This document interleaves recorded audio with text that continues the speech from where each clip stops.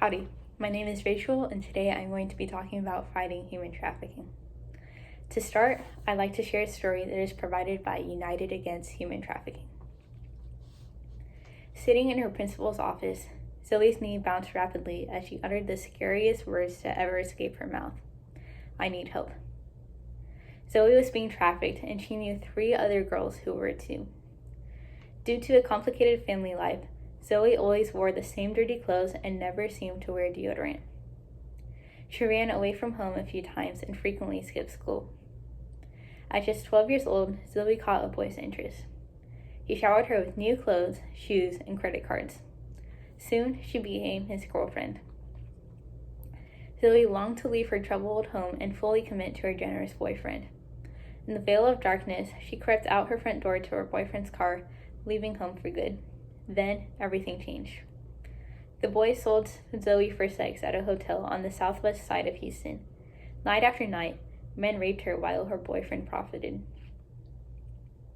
2 years later, Zoe attended one of the United Against Human Trafficking workshops at her school. Yes, while being trafficked, she still attended school like any other teenager. She learned what human trafficking was and realized that was her story. Although confused and scared, she didn't ask for help, yet. After enduring life with her pimp for another year, she was desperate to get out.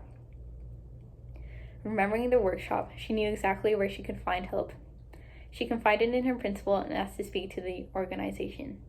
As soon as she got a call from the principal, Alvani, a youth specialist with United Against Human Trafficking, leapt into action.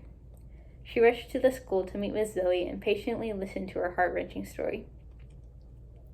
Alvani connected Zoe to people who gave her a place to rest, warm food, clean clothes, and counseling.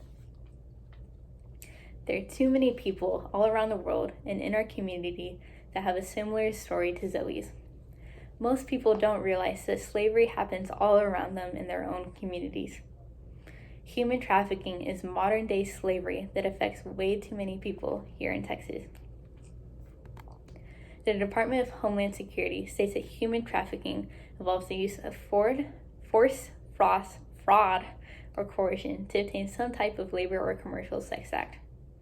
According to the Texas Attorney General, over 300,000 people are trafficked in Texas, and that includes 79,000 minors in sex trafficking. The average age of the first exploitation of a victim in sex trafficking is only 12 to 14 years old, and the average lifespan is only 7 years. And that is all according to the Texas Human Trafficking Task Force. And those 7 years are filled with brutality and dehumanizing abuse. In addition, their traffickers often give them drugs and alcohol to increase their dependency on them, and it makes it very hard for them to escape on their own. There is no sugarcoating human trafficking. It is modern-day slavery that not enough Texans are aware of, and we need to do something about it. Human trafficking is something that needs to be fought on all fronts. The Texas government is actually very involved. They created the Texas Human Trafficking Task Force, and they have been a pioneer in fighting human trafficking in the United States. The Texas government is doing all it can, but you are needed. The industry of human trafficking is continuing to grow, and it needs to stop. In order to get the number of victims from 300,000 to 0, we need you to help. Now, there's different ways of being involved in fighting human trafficking. You could donate, or you could volunteer. You could work for the government if you wanted to, but what I'm asking for you to do is the simplest.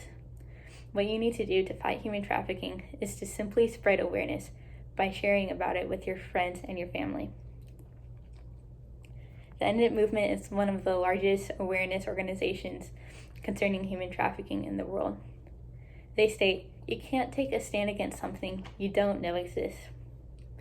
We may never see the direct results of our spreading awareness about human trafficking, but that doesn't really matter. All that matters is that we took a stand and we took action. The most important reason to spread awareness about human trafficking is to prevent the trafficking of children in our communities.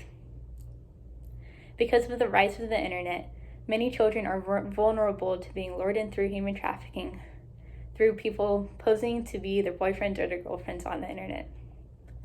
The Texas Human Trafficking Task Force states that 93% of kids aged 12 to 17 go online.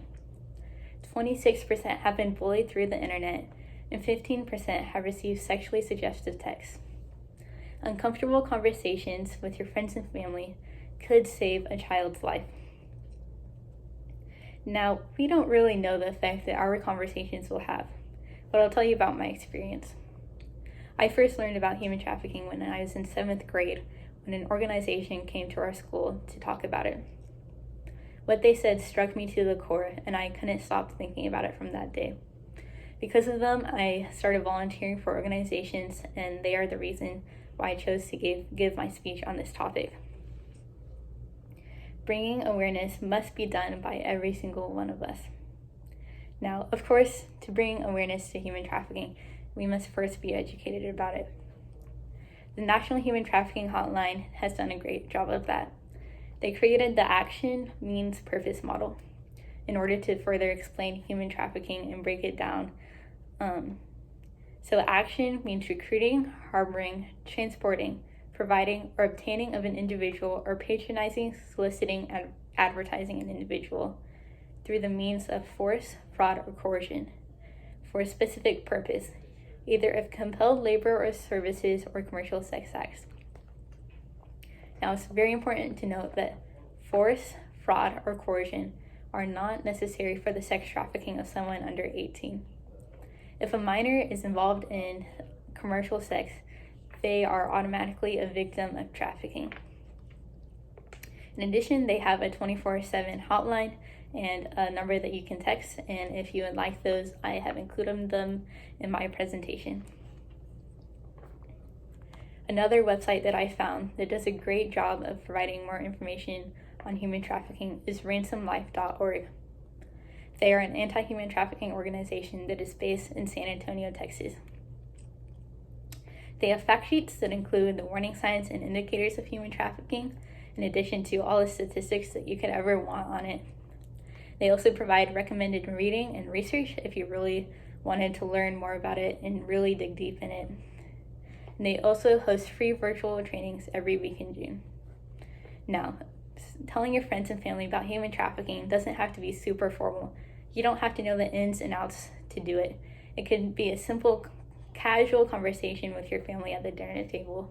It doesn't really matter. What matters is that you're taking action. Too many people in Texas think that human trafficking and slavery doesn't exist. What I am asking for you to do today is to research, then tell 2 family members or friends about the reality of human trafficking. If this feels uncomfortable for you, then I want you to remember Zoe's story and know that your action could be saving a life just like hers. Thank you.